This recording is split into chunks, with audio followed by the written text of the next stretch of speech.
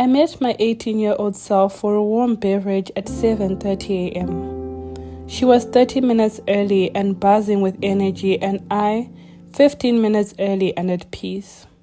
She ordered a coffee with milk and 3 sugars, and I opted for lemon tea with honey. We both carried water bottles. Her hair was in mini twists, mine in bulky ones.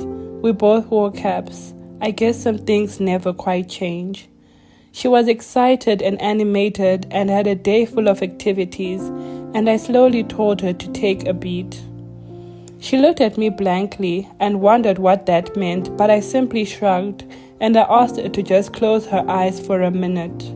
She took a nervous glance towards her phone, and I took it and toggled to Do Not Disturb. We still had the same password.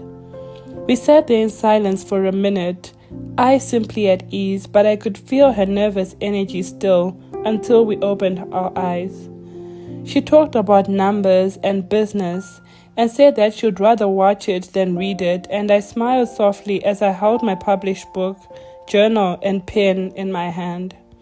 She started to ask me what's wrong, as if trying to mend me, and I smiled and said, "I'm here only to listen to you." She told of her friends and colleagues, and I waited patiently to ask, "What about you?" She took a roundabout way to get to a final answer of, "I'm okay." She asked me if it gets better, and I sighed and said, "It will." You look at yourself in the mirror and not cringe. You allow yourself to sleep in a little more. You will lean onto your friends more, only as a result of near-tragic happenings, but you'll come out of those alive.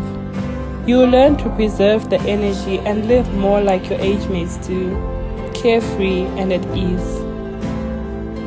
She asked if I had reached the checkpoint on time, and I told her we took the longer route and enjoyed the view.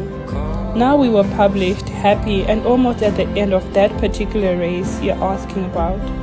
She hesitated about something, and I smiled and said, "Yes, we do meet him eventually." She asked me if the anchor still holds, and I said yes, God always will.